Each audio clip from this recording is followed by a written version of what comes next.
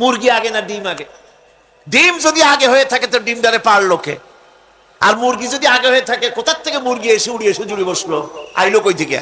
আল্লাহ যদি একজন থেকেই থাকেন তাহলে তার স্রষ্টাকে? এই প্রশ্ন তুলেছেন বার্টন রাসেল। প্রশ্ন তুলেছে স্রষ্টার স্রষ্টাকে।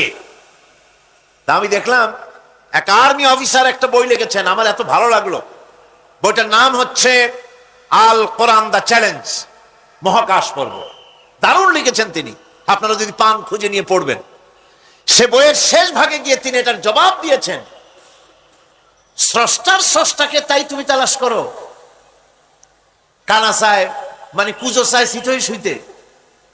একটা লবণ কণার দৃষ্টান্ত তিনি দিয়েছেন। একটা লবণ কণা, একটি লবণ কণার ভিতরে যতগুলি মলিকুল থাকে, একটা লবণ কণার ভিতরে যতগুলি ক্যালাস থাকে, একটা লবণ কণার ভিতরে যতগুলি উপকরণ আর উপাদান থাকে, অর্থাৎ একটা লবণ কণা যত উপকরণ যত উপাদান ধারণ করে, তার ধারণ ক্ষমতা যতখানি, এতখানি জিনিস ধারণ করতে 1000 বার্টন রাসেলের মগজের দরকার। একটা লবণ কণা, সেইটার চিন্তা করাই কঠিন। আর এত বড় মহাবিশ্ব যিনি সৃষ্টি করেছেন তার স্রষ্টাকে তালাশ করতে চাও, এটা কি স্বাভাবিক কথা? এটা পাগলের প্রশ্ন হতে পারে, এটা পাগলের প্রশ্ন হতে পারে। গ্যাগারিন টিটপ আর প্রথম মহাশূন্যচারী ছিল। গ্যাগারিন বেটা মহাশূন্য ঘুরি টুরি আসে কয় কি, কয় যে মুসলমানেরা যারে কয় আল্লাহ, হিন্দুরা যারে কয় ভগবান, খ্রিস্টানরা যারে কয় গড। মহাশূন্য এত ঘুরলাম, আল্লাহরেও দেখলাম না, ভগবানেরও দেখলাম। আজীব তামাশা। তুমি তো তোমার শরীরটাই দেখো না, তোমার শরীরটাই তো তুমি দেখতে পাও না। তোমার মাথার তালুটা কেমন তা কি দেখছো কখনো? আয়না নিচের দিকে দিয়ে ঠ্যাং উপরের দিকে দিয়ে তাকাইলে যদি দেখো মাথার তালু কেমন। নিজের ঘাট দেখো না, পিঠ দেখো না, নিজের হিপ দেখতে পারো না। আয়না টায়না সাইড বাসখান না নিয়ে দেখার উপায় নাই কোন জায়গায় কি আছে শরীরে। নিজের শরীরটাই দেখো না। কত বড় সাহস! এই শরীরের স্রষ্টাকে দেখতে চাও? লা তুদরিকুহুল আবসার। কোন দৃষ্টি শক্তি তাকে মুহাইয়া করতে পারবে না। তার দৃষ্টি সকলকে আয়ত্ত করবে, কিন্তু পৃথিবীর কোন দৃষ্টি শক্তি তাকে আয়ত্তের ভিতরে নিতে পারবে না। মুসা আলাইহিস সালামের মতো পয়গম্বর, তিনি বলেছিলেন রব্বি আরিনি, রব্বি আরিনি, আল্লাহ আমি তোমারে দেখতে চাই। আল্লাহ পাক বলেছেন লান তারানি, কখনোই দেখতে পারবে না। সুবহানাল্লাহ ওয়া বিহামদিহি। সুতরাং এই পৃথিবীর সবকিছু ইঙ্গিত করে যে একজন আছেন। এই ফুলের সৌন্দর্য যিনি দিলেন, ফুল দেখা যায়, সৌন্দর্য দেখা যায়, কিন্তু গন্ধ দেখা যায় না। এই পানির মিষ্টতা, মিষ্টি পানি, ফুলের গন্ধ, জোনাকি পোকার আলো, এই যে সুন্দর সুন্দর জিনিস দিয়ে আল্লাহ পাক এই বিশ্বকে সজ্জিত করেছেন, এ সব কিছুই ইঙ্গিত করে নিঃসন্দেহে একজন আছেন। আর যিনি আছেন তার নাম হচ্ছে কি? আল্লাহ। জোরে বলেন তিনি কে? আল্লাহ। এখন এই স্রষ্টাকে চিনতে মানুষের বড্ড হয়রানি স্রষ্টাকে চেনার জন্য। এই স্রষ্টাকে খোঁজার জন্য, চেনার জন্য মানুষ শক্তি পূজা আরম্ভ করলো। ওই যে আমি আগে বলেছি, মানুষের মধ্যে একটা স্বাভাবিক প্রেরণা এই কারো না কারো সামনে মাথা নত করে দেবে। সেজন্য মানুষ, কেউ তো আগুনকে পূজা করলো, আগুনের ভিতরে শক্তি আছে বলে আগুনের সামনে মাথা নত করে দিল, পাহাড়ের সামনে মাথা নত করে দিল, মূর্তি বানায়া মূর্তির সামনে মাথা নত করলো, কাঠের মূর্তি, মাটির মূর্তি বানায়া তার সামনে মাথা নত করে দিল। এগুলির সামনে যদি তুমি মাথা নত করলে, এগুলি কি মাছির মতো একটা ছোট্ট প্রাণীও বানাতে পারবে? এই চ্যালেঞ্জ কার? আল্লাহ পাকের। কোরআন শরীফে আল্লাহ পাক বলেছেন, নবী ওদের বলেন, ওরা কি মাছির মতো ছোট্ট একটা প্রাণী বানাতে পারবে? পারবে না। এমনকি ওদের সামনে যে খাদ্যগুলি রাখা হয়, মূর্তি বানায় সামনে যে খাদ্য রাখা হয়, এই খাদ্যের উপরে যদি মাছি পড়ে, খাবারগুলি উড়াই নিয়ে যায়। অথবা ওদের নাকের উপর এসে যদি মাছি এসে পড়ে, এই মাছিটাকে এতগুলো হাত সাথে একটা টোকা দিয়ে একটা মাছিকে উড়াই দিতে পারবে না। পারবে না। সুতরাং বুঝতে হবে, একথা বুঝতে হবে, স্রষ্টাকে তালাশ করতে গিয়ে মানুষেরা আগুনের পূজা করলো, পাথরের পূজা করলো, গাছের পূজা করলো, মাছের পূজা করলো, সাপের পূজা করলো, বাঘের পূজা করলো, শেষ পর্যন্ত সেক্সুয়াল অর্গান, এটার বাংলা করলাম না, এটারও পূজা করলো। এটাকে একটা শক্তির প্রতীক মনে করে এটার সামনেও মাথা নত করলো। বন্ধুগণ, মাটির পূজা করলো, জমিনকে নিজের মা মনে করে এটার পূজা করলো। অথচ আল্লাহ পাক পরিষ্কার করে বলে দিয়েছেন, লা ইলাহা ইল্লা আনা ফা'বুদুন, আমি ছাড়া কোনো ইলাহ নাই, আল্লাহ ছাড়া কোনো ইলাহ নাই। কোরআনে কারীম বলছে, ইন্নাল্লাযীনা তাদউনা মিন দুনিল্লাহি ইবাদুন আমসালুকুম। আল্লাহ পাক বলেন, আমাকে বাদ দিয়ে তোমরা যার সামনে মাথা নত করো, যার সামনে পূজা করো, অর্চনা করো, বন্দিগি করো, ওটা তোমার মতো আমার আরেকটি গোলাম। তুমি যেমন আমার গোলাম, ওটাও আমারই গোলাম। একটু জোরে সরে জিকির করেন, লা ইলাহা ইল্লাল্লাহ, লা ইলাহা ইল্লাল্লাহ, লা ইলাহা ইল্লাল্লাহ,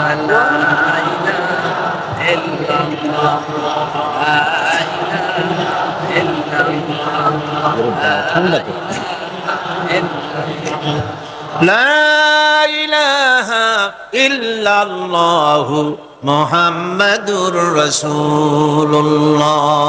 সুতরাং বোঝা যাচ্ছে আল্লাহ হচ্ছেন এক এবং একক। এই আল্লাহ সুবহানাহু ওয়া তাআলা তিনি বলছেন, আমাকে বাদ দিয়ে যার সামনে মাথা নত করো, ওরা আমার গোলাম। সূর্য কার গোলাম? চন্দ্র কার গোলাম? সাপ বলেন, বাঘ বলেন, আগুন বলেন, সব কার গোলাম? এগুলি সব কার কথা শোনে? আগুন যতই পূজা করেন, আগুনের মধ্যে আপনি পড়লে আগুন কি ছাড়বে? ছাড়বে না।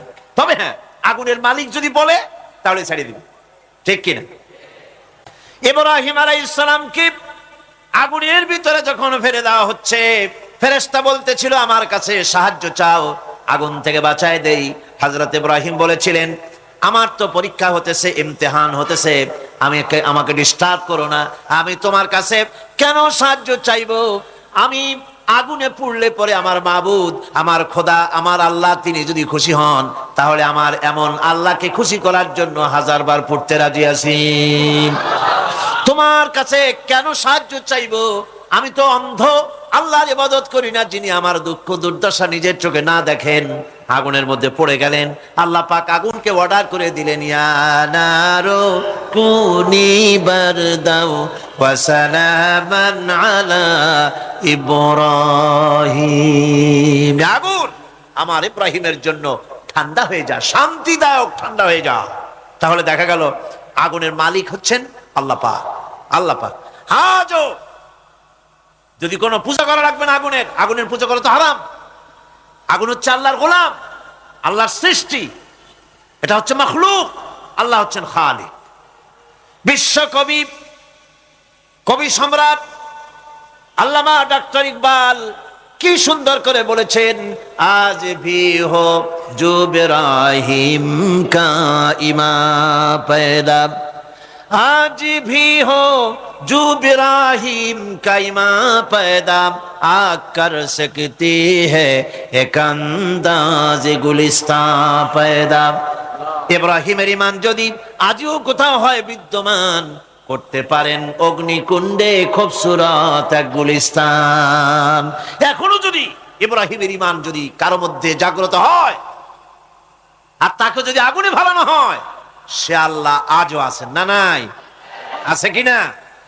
আল্লাহু লা ইলাহা ইল্লা হুয়াল হাইয়ুল কাইয়্যুম। পড়েন সবাই, আল্লাহু লা ইলাহা ইল্লা হুয়াল হাইয়ুল কাইয়্যুম। তিনি সদা জাগ্রত, তিনি চিরঞ্জীব। সুতরাং মহান শক্তিধর আল্লাহ পাক, তার হচ্ছে সব গোলাম। তুমি গোলাম হইয়া আর এক গোলামের কাছে হাত পাতো, সে তোমারে কিচ্ছু দিতে পারবে না। আমি দৃষ্টান্ত দিতে গিয়ে বলি, একজন ভিক্ষুক সে যদি আর একজন ভিক্ষুকের কাছে গিয়ে বলে, ভাই আমারে 10টা টাকা দাও, সে 10 টাকা পাবে কই? সারাদিন খয়রাত করিয়া পাইছে মোটে 5 টাকা, তোমার তো 10 টাকা দিতে পারবে না। ও ভিক্ষুক, তুমিও ভিক্ষুক।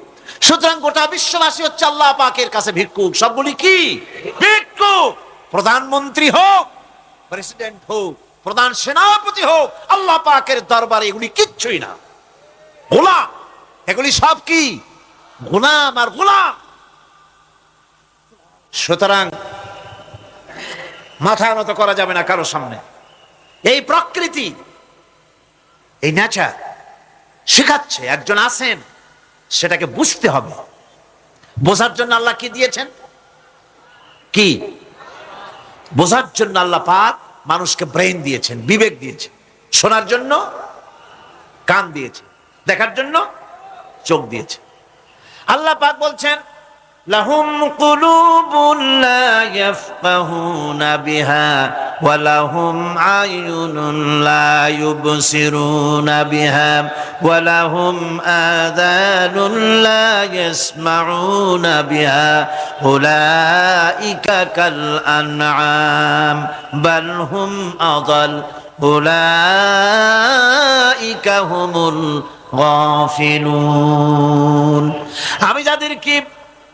আমি যাদেরকে কান দিয়েছিলাম, কলব দিয়েছিলাম, বিবেক দিয়েছিলাম, বিবেক দিয়ে সব বুঝলো, কিন্তু আমারে বুঝলো না। বিবেক দিয়া সব বুঝলো, বিবেক দিয়া সমস্ত জিনিস, নিজের স্বার্থের জিনিসগুলি বুঝলো, কিন্তু আল্লাহকে বুঝলো না। কান দিয়েছিলাম শোনার জন্য, গান শুনলো, বাজে কথা শুনলো, সব শুনলো, কিন্তু হকের দাওয়াত তার কানের মধ্যে ঢুকলো না। হক বুঝলো না, হক শুনলো না, হক দেখলো না, সত্যকে চিনতে পারলো না। আল্লাহ পাক বলেন উলাইকা কাল আনআম, এরা হলো চতুষ্পদ জানোয়ার, জানোয়ার পশু। আল্লাহ কয় না খালি পশু কইলে সারে না, বাল হুম আদাল, একেবারে পশুর চাইতেও নিকৃষ্ট। কারণ কি? কারণ হলো পশু অবিশ্বাসী নয়, পশু অবিশ্বাসী নয়, পশু কাফের নয়, পশু মুশরিক নয়, পশু মুরতাদ নয়, পশু নাস্তিক নয়, ঠিক কিনা? সুতরাং পশুর চাইতেও খারাপ, পশুর চাইতেও খারাপ। পশু যেটা বোঝে তাও বোঝে না। পশু তো অন্তত মালিকের আনুগত্য করে, তার কথা শোনে, যার খায় তার কথা শোনে। কুত্তাটাও, কুকুরও যার খায় তার কথা শোনে, ঠিক কিনা গণ? অথচ যে আল্লাহ রাব্বুল আলামিন খেতে দিলেন, পড়তে দিলেন, সব কিছু দিলেন, তার ইবাদতটা বুঝতে চেষ্টা করলো না, তার ইবাদত বুঝতে চেষ্টা করলো না, তার গোলামি করতে জানলো না। সুতরাং এগুলি হচ্ছে উলাইকা কাল আনআম, এগুলি চতুষ্পদ জন্তু এবং জানোয়ারের মতো, বরং তার থেকেও নিকৃষ্ট। মানুষকে আল্লাহ পাক জ্ঞান দিয়েছিলেন, সেই জ্ঞান দিয়ে সে দূরবীন আবিষ্কার করলো, জ্ঞান দিয়ে দূরবীন আবিষ্কার করলো, যাতে করে শকুনের চাইতেও তীক্ষ্ণ দৃষ্টি সম্পন্ন হয়।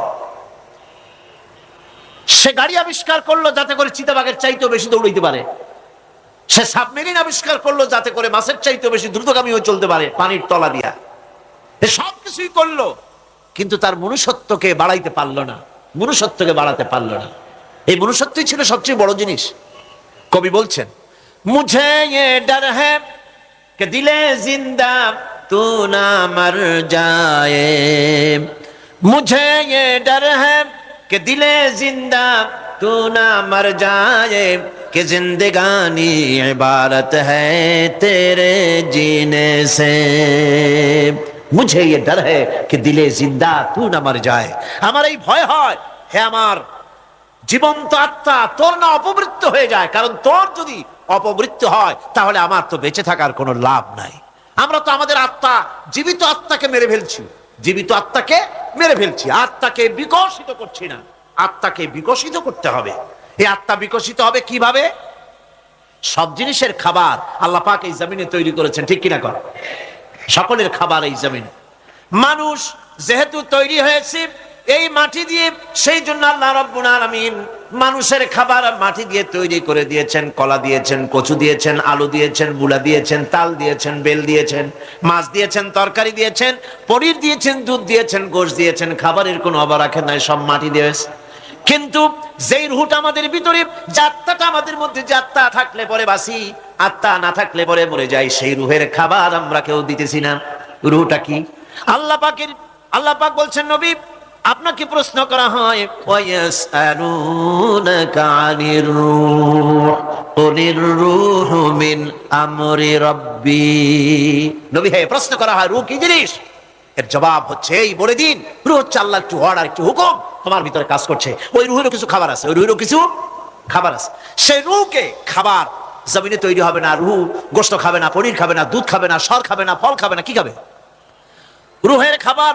যেহেতু রূহ এই পৃথিবীতে তৈরি হয় নাই, রূহ এসেছে আলমে আরওয়াহ থেকে, সেজন্য রব্বুল আলামিন রূহের খাবার পাঠিয়েছেন লৌহ মাহফুজ থেকে। আল্লাহ পাক কোরআনে কারীমকে রূহের খোরাক করে পাঠিয়েছেন। রূহকে যদি বাঁচাতে চান তাহলে তার একমাত্র খাদ্য হতেছে তেলাওয়াতে কোরআন। তেলাওয়াতে কোরআন যত তেলাওয়াত করবেন ততই মজা লাগবে। সুবহানাল্লাহ, কোন সুবহানাল্লাহ। একটু হারাম শরীফ থেকে বেড়ায় আসেন। টাকা পয়সা যাদের আছে তাদের বলছি, পয়সা কড়ি যাদের আছে সিঙ্গাপুর বেড়ায়। আরে সিঙ্গাপুর বেড়ায় করবা কি? মার্কেটিং ছাড়া আর কিছুই নাই। সিঙ্গাপুর, ব্যাংকক, হংকং এই সমস্ত জায়গায় ঘুরে টুরে আসে খুব দেখে আসছে। টাকা নষ্ট করে লাভ নাই, বরং পয়সা কড়ি যদি আল্লাহ দিয়ে থাকেন হজ তো করবেনই। পয়সা কড়ি বেশি থাকলে রমজান মুবারকে ওমরা করে এসেন। রাসূল কারীম সাল্লাল্লাহু আলাইহি ওয়াসাল্লাম বলেছেন যে ব্যক্তি রমজান মুবারকে ওমরা করলো সেজন্য আমার সাথে হজ আদায় করলো। কেন বলছি? এই জন্য বললাম, আল্লাহ পাক আমাকে কয়েকবার নসিব করেছেন। সেখানে যখন রমজান মুবারকে যখন তেলাওয়াত হতে থাকে তারাবিহের ভেতরে, মনে হচ্ছে যেন আকাশ থেকে ওহী নাযিল হতেছে। মানুষের চোখের পানি, নাকের পানি একাকার হয়ে যায় হারাম শরীফের ভিতরে। সেখানে তো মুনাজাত সারা বছর মুনাজাত হয় না, মুনাজাত হয় রমজান মুবারকে বেতেরের নামাজের ভিতরে। বেতেরের নামাজের ভিতরে ইমাম সাহেব হাত তুলে মুনাজাত করেন। অন্তত 8 থেকে 10 লক্ষ মানুষ হজের মৌসুমের মতো কাঁদতে কাঁদতে পাগল হয়ে যায়। কোরআন কি মজা! কোরআন হচ্ছে রুহের খাবার। আমরা তো রুহের খাওয়াই না। ঘোড়ার উপরে চড়ি, গাধার উপরে চড়ি, ঘোড়ারে গাধারে জন্মের মতো মোটেই খাইতে দেই না, নিজে খাই জন্মের মতো। খাইয়া ঘোড়ারে খাইতে দেওয়া হয় না, গাধারে খাইতে দেওয়া হয় না। ফলে ওর উপরে যখন সওয়ার হয় তখন ঘোড়া গাধা না খাইতে খাইতে একদিন 4 ঠ্যাং 4 দিকে দিয়া জায়গায় সিটে মরা ছাড়ার কোনো পথ থাকে না। আমাদের মানুষেরা খায় কি? সুবহানাল্লাহ। এই যে শবে বরাত আসতেছে, কি যে খাবে দিশা আগের থেকে লিস্ট তৈরি হয়ে যায় কতটা আইটেম তৈরি করা হবে। রমজান মাসে আল্লাহ একটু কম টম মান্দায় খাবে, একটা রমজান মাস আল্লাহ দিলেন। সেই রোজার মাসে যে সারাদিন খায় না, এটাকে উসুল করে ইফতারের সময় সে যে কত খাবার, চোখ ছানা বড় হয়ে যাবে দেখুন। পেঁয়াজি, বেগুনি, হালিম, শরবত, তরমুজ, বেল, কলা, কচু, না কি খাইতে খাইতে মাগরিবের রক্ত শেষ। কয় ভাই নামাজটা কোন রকম পড়ে আসি, তারপরে খাবো না। আবার গেল নামাজ পড়তে, আবার এসে খাইলো, খাইয়া তারপরে আবার ভাত খাইলো। কেমনি যে খায় আল্লাহ জানে, গলায় আঙ্গুল দিলে পাওয়া যায়। এরকম খাইয়া তারপরে তারাবি পড়তে দাঁড়ায়। ওরা জনমের মতো খাইলে পরে তো অলস হবে শরীর।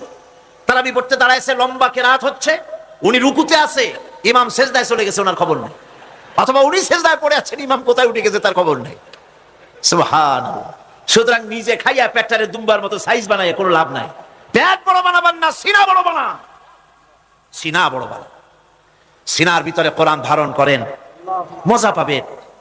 এই আল্লাহ রাব্বুল আলামিন এত বড় নিয়ামত, এই কোরআন, এর থেকে বড় নিয়ামত পৃথিবীতে আর নাই। শ্রেষ্ঠ নিয়ামত, এর থেকে বড় নিয়ামত আছে ভাই? এই শ্রেষ্ঠ নিয়ামতকে পড়তে শিখুন, বুঝতে শিখুন। হিদায়াতের সবের মধ্যে আছে। সুতরাং আল্লাহ রাব্বুল আলামিন মনুষ্যত্বকে, আত্মাকে বিকাশ করার জন্য কোরআনে কারীম দিয়েছিলেন। মানুষ এই জ্ঞান দিয়ে আবিষ্কারের পিছনে চলে গেল। হ্যাঁ, আবিষ্কার দরকার আছে, মোটেই আমি এটাকে অস্বীকার করি না, সব দরকার। কিন্তু সেই সাথে আল্লাহ পাকের সাথে যে সম্পর্কটা থাকা দরকার ছিল, সেই সম্পর্ক থেকে মানুষ নিজেকে বিচ্ছিন্ন করেছে। কোরআনে কারীমে আল্লাহ পাক বলছেন, লাকাদ খালাকনাল ইনসানা ফি আহসানি তাকওয়িম। সব থেকে সুন্দর করে বানিয়েছি কারে? মানুষ। চিল্লা এখন কারে? মানুষ হলো সবচাইতে সুন্দর, সবচাইতে সুন্দর সৃষ্টি আমার। ওগুলা, এই মানুষগুলি হচ্ছে আশরাফুল মখলুকাত। মানুষ কি মখলুকাত? সৃষ্টির সেরা। আপনারা সৃষ্টির সেরা হইলেন কি দিয়া? আপনারা কি বাঘের মতো দৌড়াতে পারেন? বল্লার মতো হুল ফুটাইতে পারেন? কুত্তার মতো কামড়াইতে পারেন? হাতির মতো শক্তি আছে? গরিলার মতো শক্তি আছে? মাছের মতো সাঁতরাইতে পারেন? সাপের মতো ক্রুদ্ধতা আছে? সিংহের মতো হিংস্রতা আছে? তো কিসের, কোন দিক থেকে আপনি আশরাফুল মখলুকাত হলেন? আশরাফুল মখলুকাত হয়েছেন জ্ঞানের কারণে। কিসের কারণে? সেই জ্ঞানটার জন্যই তো আপনি সৃষ্টির সেরা। এই সৃষ্টির সেরা মানুষ, সুন্দর মানুষ, এই মানুষগুলি সুম্মা রাদাদনাহু ফি আসফালা সাফিলিন। সুম্মা রাদাদনাহু আসফালা সাফিলিন। এই মানুষ নিচে নামতে নামতে এত নিচে নামে, শয়তান অবাক হয়ে গালে হাত দিয়া নিচের দিকে তাকাইয়া দেখে আর চিন্তা করে, এর দূর নামলো কেমনে?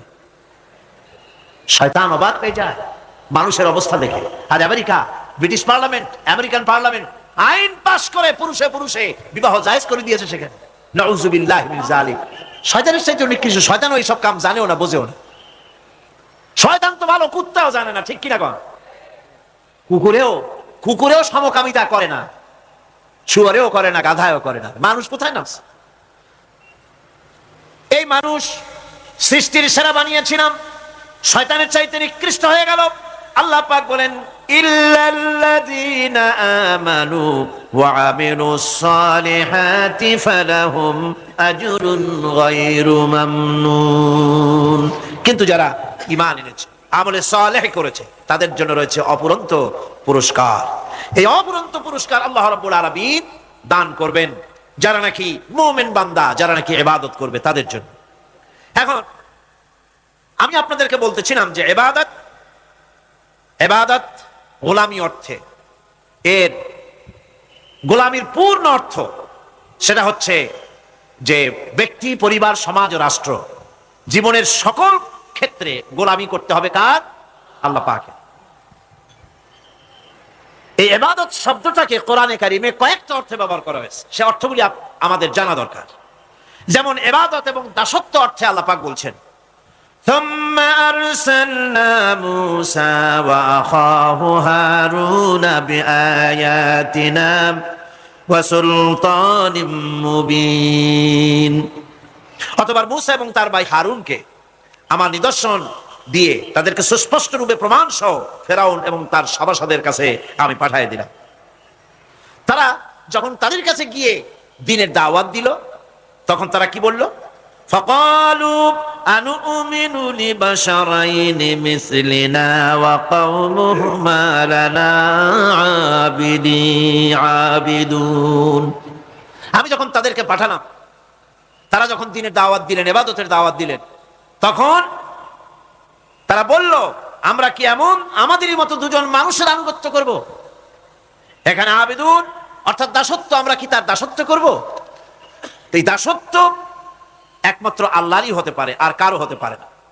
সেজন্য কোরআনে কারীম অন্যত্র বলছে ইয়া আইয়ুহাল্লাযীনা আমানু কুলু মিন তাইয়্যিবাতি মা রাযাকনাকুম ওয়াশকুরু লিল্লাহি ইন কুনতুম ইয়্যাহু তা'বুদুন। হে ঈমানদারেরা, তোমরা যদি আমার ইবাদত করো, তবে আমি তোমাদেরকে যে সব পবিত্র জিনিস দান করেছি তা খাও এবং আল্লাহর শুকর আদায় করো। তো ইবাদত আল্লাহ পাকের করলে আল্লাহ পাক তাদেরকে খেতে দিবেন, পড়তে দিবেন, সবকিছু আল্লাহ পাক করে দিবেন। তো আল্লাহ পাকের ইবাদত করতে হবে, আল্লাহ পাকের উপর ঈমান আনতে হবে, আর তাগুতকে অস্বীকার করতে হবে। অন্য আরেকটি আয়াতে কথাটা এভাবে এসেছে ফামান ইয়াকফুর বিত-তাগুতি ওয়া ইউমিন বিল্লাহি ফাকাদ ইসতামসাকা বিল উরওয়াতিল উসকা লা ফিসামা লাহা ওয়াল্লাহু সামিউন আলীম। ফামান ইয়াকফুর বিত-তাগুত, যে ব্যক্তি তাগুতকে অস্বীকার করলো, ওয়া ইউমিন বিল্লাহ এবং আল্লাহর উপর ঈমান এনেছে, ফাকাদ ইসতামসাকা বিল উরওয়াতিল উসকা, সে এমন এক মহান অবলম্বন ধারণ করলো যে কোনো জিনিসই তাকে বিচ্ছিন্ন করে দিতে পারবে না। এমন এক মহান অবলম্বন ধারণ করেছে। সুতরাং আল্লাহর উপর ঈমান আনতে হবে, তাগুতকে অস্বীকার করতে হবে। ইবাদত জীবনের সকল ক্ষেত্রে করতে হবে কার? আল্লাহ পাক। কোরআনে কারীম বলছে, এর আগে আমি প্রথমে শুনিয়েছি সমস্ত নবীরা, আম্বিয়া আলাইহিস সালাম, তারা তার নিজের জাতিকে গোলামির জন্য দাওয়াত দিয়েছেন। আল্লাহ পাকের বলেছেন আমার জাতি, একমাত্র নবী মুহাম্মদ রাসূলুল্লাহ সাল্লাল্লাহু আলাইহি ওয়াসাল্লাম আমার জাতি, তিনি বলেন নাই। তাকে দিয়ে আল্লাহ পাক বলেছেন ইয়া আইয়ুহান নাসু উবুদু রাব্বাকুমুল্লাযী খালাকাকুম ওয়াল্লাযীনা মিন ক্বাবলিকুম লাআল্লাকুম তাত্তাকুন। ইয়া আইয়ুহান নাসু উবুদু রাব্বাকুমুল্লাযী খালাকাকুম, রাব্বাকুম উবুদু রাব্বাকুম আই আতিউ রাব্বাকুম, গোলামি করো, আনুগত্য করো, দাসত্ব করো তোমার সেই প্রভুর, সেই রবের যিনি তোমাকে সৃষ্টি করেছেন, তার আনুগত্য জীবনের সব ক্ষেত্রে করো। এক জায়গায় করলে হবে না, সব জায়গায় করলে হবে। এখন হতে পারে এমন যে ব্যক্তি আল্লাহরে মানে না, ব্যক্তি বোঝেন না, নাকি বোঝেন না? একটা মানুষ আল্লাহরে মানে না, ও না মানতে পারে যে জিব্বাটে দিয়া বলে দেয়ার ইজ নো গড, স্রষ্টা বলতে কেউ নাই, যে জিব্বাটে দিয়া বলে সে জিব্বা হুকুম মানে কার? আল্লাহ পাকের হুকুম মানে। কিরকম? জিব্বার উপরে যদি তিতা রাখা আপনি বলেন তিতা থুইছি, তাতে কি হয়েছে? খবরদার তিতার টেস্ট নিবি না, তিতার টক এই টেস্ট নিতে পারবি না। আপনার কথা জিব্বা শুনবে? শুনবে না। ওর উপরে যে নির্দেশটা আছে সেই নির্দেশ অনুযায়ী সে কাজ করবে। টয়লেটে গিয়ে আপনি নাকেরে কবেন যে খবরদার, আমি একটা বিরাট অফিসার, অনেক টাকা পয়সার মালিক, অথবা বিরাট একটা মন্ত্রী টন্ত্রী কিছু একটা, সবাই আমার হুকুম মানে, তোকেও মানতে হবে, খবরদার দুর্গন্ধ যেন নাকের মধ্যে না ঢোকে। নাক আমি চাবি ধরতে পারবো না। শুনবে না কে? শুনবে। নাক হোক, কান হোক, চোখ হোক, মুখ হোক, প্রত্যেকটা অঙ্গ প্রত্যঙ্গ, এগুলি সব হুকুম মানে কার? হতে পারে ব্যক্তি আল্লাহকে অস্বীকার করে বসলো, আল্লাহকে বললো যে আল্লাহ নাই, সব এমনি এমনি হয়, এর কপাল পড়ার লক্ষণ। কিসের লক্ষণ? কপাল পড়ার লক্ষণ। সব বোঝে, একটা মাইক দেখলে কয় যে না কেউ এটারে বানাইছে। এই যে একটা ভিডিও ক্যামেরা, এটার কেউ দেখলে বলবে যে কয়েকজন আলেমে মিলে ফু দিছে আর অমনি একটা মাইক হয়ে কি বল ক্যামেরা হয়ে গেছে, বলবে কেউ? কোনো পাগলেও কবে? এই প্যান্ডেলটা দেখে কি মনে হবে? 4-5 জন পিসা বাইসা কোচার কোনায় দাঁড়াইয়া ফু দিছে, সাথে সাথে প্যান্ডেল হয়ে গেছে। এটা কথা হইল? একটা ছোট্ট টেবিল, একটা চায়ের কাপ দেখলে পরে মানুষ বলে নিশ্চয়ই এটা কেউ বানাইছে। আজীব, এত বড় বিশাল আকাশ, এত সুন্দর জমিন, এত সুন্দর দেহ, এই মানুষ, গাছপালা, তরুলতা, কীট পতঙ্গ, পাহাড়, নদ নদী, সব কিছু দেখে কেবলমাত্র কপাল পোড়াই বলতে পারে যে কেউ নাই, এমনি এমনি হয়েছে। আজীব তামাশা। এমনি এমনি একটা চাউল তৈরি হয় না, একটা ডিম তৈরি হয় না, এমনি এমনি পৃথিবীটা হয়ে গেল। সবগুলির পেছনেই আল্লাহ পাক আছেন, তিনি সৃষ্টি করেছেন। এখন উপাস্যের প্রতি এই সৃষ্টি মানুষের দৃষ্টি আকর্ষণ করে। উপাস্য পাও না কে আল্লাহ, তা ঠিক পাও না, তা দেখাবার জন্য এই পৃথিবীর আল্লাহর সৃষ্টি প্রত্যেকটি পদার্থ, প্রত্যেকটি জিনিস ইঙ্গিত করে নিঃসন্দেহে কেউ না কেউ আছে, আর তার নাম হচ্ছে আল্লাহ। তার নাম কি? আরো জনে বলেন, নাম কি? আল্লাহ পাক। এখন প্রশ্ন ওঠে আল্লাহরে বানাইছে কেডা? বলে তো বাংলাদেশের প্রতিবেশী দেশ থেকে, ইন্ডিয়া, বার্মা ইত্যাদি এলাকা থেকে সপরিবারে আল্লাহর বান্দারা ছুটে এসেছেন কোরআনে কারীম শোনার জন্য। বাংলাদেশের প্রত্যন্ত অঞ্চল, বিভিন্ন জেলা থেকে লোকেরা এখানে উপস্থিত হয়েছেন কোরআনে কারীমের আকর্ষণে। কোরআনে কারীম হচ্ছে একটা ম্যাগনেট, পৃথিবীর সর্বশ্রেষ্ঠ পাওয়ারফুল ম্যাগনেট। এ চুম্বকের আকর্ষণ অস্বীকার করার উপায় নাই। মানুষ আজ যে জিনিসকে খুঁজছে হন্যে হয়ে, বিশ্বব্যাপী, কি নারী কি পুরুষ, কি হিন্দু কি মুসলমান, কি খ্রিস্টান কি বৌদ্ধ, কি সাদা কি কালো, বিশ্বজুড়ে মানব গোষ্ঠী যে জিনিসটির কাঙ্গাল, যে জিনিসটির জন্য হন্যে হয়ে ঘুরছে, সেই জিনিসটির নাম কি? না, হ্যাঁ ঠিক বলেছেন, সেই জিনিসটির নাম হচ্ছে পিস, ওটার নাম হচ্ছে শান্তি। আজকে ঘরে শান্তি নাই, বাইরে শান্তি নাই, স্কুলে কলেজে শান্তি নাই, সেক্রেটারিয়েটে শান্তি নাই, ক্যান্টনমেন্টে শান্তি নাই, পার্লামেন্টে শান্তি নাই, দেশে শান্তি নাই, বিদেশে শান্তি নাই, রাজনীতিতে শান্তি নাই, শিক্ষাঙ্গনে শান্তি নাই। শান্তি যেন কারো নাম ছিল। বেচারা শান্তি মরে গেছে কলেরা অথবা ডায়রিয়া হয়ে, কি বসন্ত হয়ে। বেচারা শান্তি মরেছে, ওর বাবাও মরেছে, ওর মাও মরেছে, ওর গোষ্ঠীতে বাতি দেওয়ার আজ আর কেউ নাই। সেজন্য আজ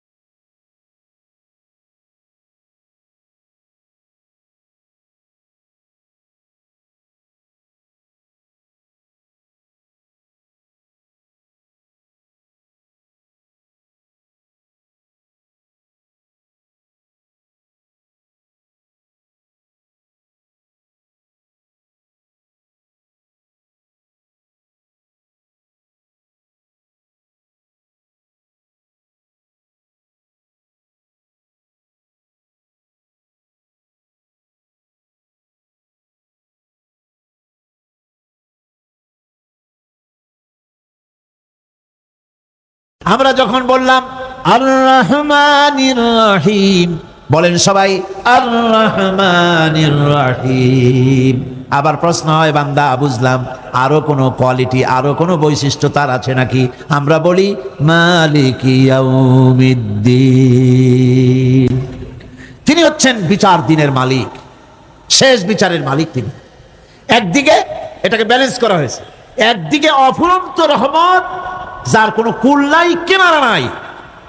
এখন আদল দরকার। এখন কি দরকার? আদল, ইনসাফ দরকার।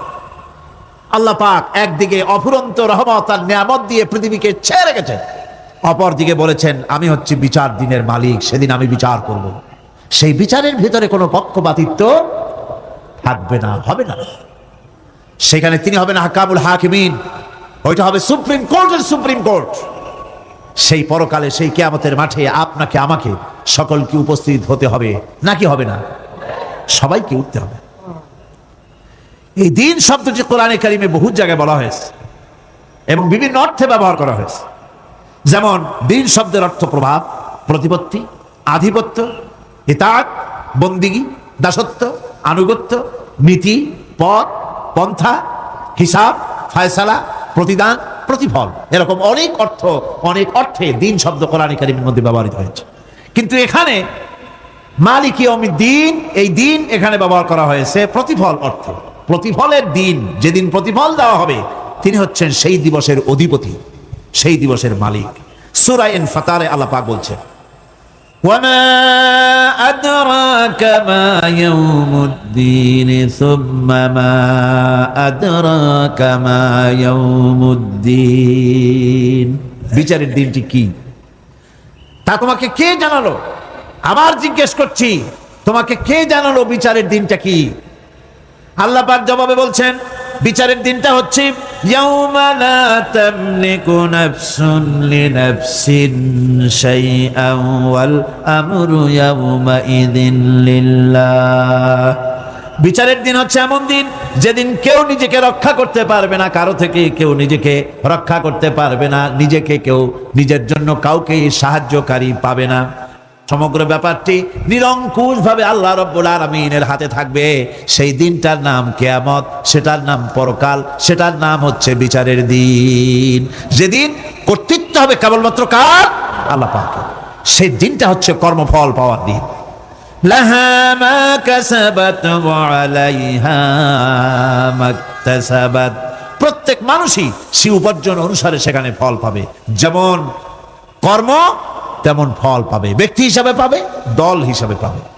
তিলকা উম্মাতুন ক্বাদ খালাত লাহা মা কাসাবাত ওয়া লাকুম মা কাসাবতুম ওয়া লা তুসআলুনা আম্মা ইয়ামালুন।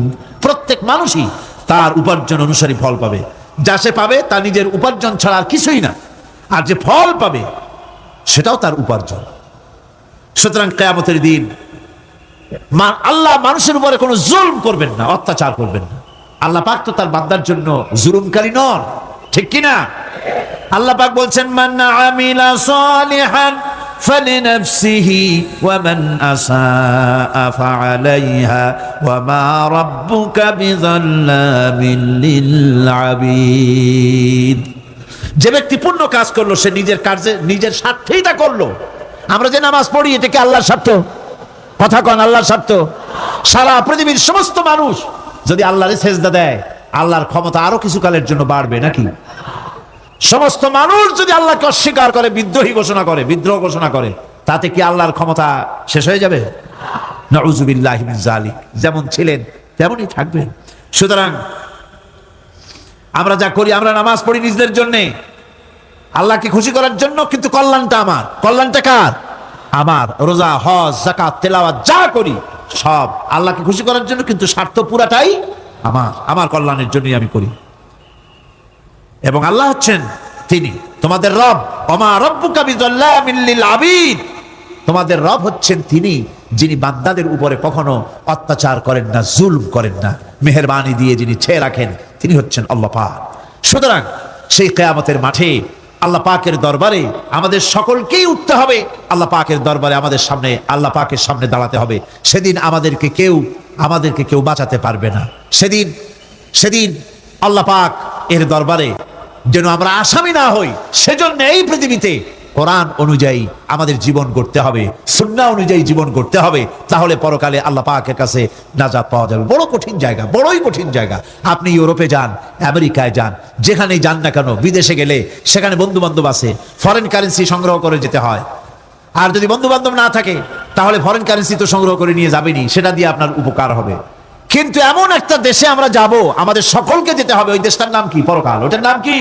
পরকাল। ওই পরকালে আমরা যে উঠবো, সেখানে কোন আত্মীয় স্বজন মিলবে না। আলিয়াউমা লা ইয়ানফাউ মালুন ওয়ালা বানুন, ধন, সন্তান, সন্ততি, সম্পদ কোনো কাজে লাগবে না কিয়ামতের মাঠে। সেদিন আমাদের উঠতে হবে খালি হাতে, সেখানে উঠতে হবে। কোনো ফরেন কারেন্সি দিয়ে কাজ হবে না, বন্ধু বান্ধব মিলবে না, কারেন্সিও মিলবে না। এমন একটা কঠিন জায়গা যেখানে মাথার উপরে হবে প্রচন্ড সূর্যের কিরণ, পায়ের তলে হবে তামার মতো জমিন, সমস্ত মাঠ জুড়ে শুধু মানুষ চিল্লাবে, কাঁদতে থাকবে, চিল্লাইতে থাকবে, উলঙ্গিনী হয়ে কিয়ামতের মাঠে মানুষ আল্লাহর দরবারে উঠবে। হযরত আয়েশা সিদ্দিকা রাদিয়াল্লাহু তাআলা আনহা বলেছেন, হে রাসূল, তাহলে কি মানুষের শরম করবে না? হুজুর বললেন, শরমের অনুভূতিই তো থাকবে না। মানুষ সব আকাশের দিকে, ঊর্ধ্বের দিকে তাকিয়ে থাকবে, ভয়তে অস্থির হয়ে যাবে, কেউ কারো দিকে তাকাবার সময় পাবে না। এমন একটা বিভীষিকাময়, এমন একটা বিরাট জায়গায়, কঠিন জায়গায় আমাদের সকলকে উঠতে হবে। যাওয়ার আগে আল্লাহ পাক স্মরণ করিয়ে দিচ্ছেন, সূরা ফাতিহা প্রত্যেক নামাজে আমাদের স্মরণ করিয়ে দেয়, তিনি শুধু রহমান রহিমই নন, তিনি মালিক ইয়াউমিদ্দিন।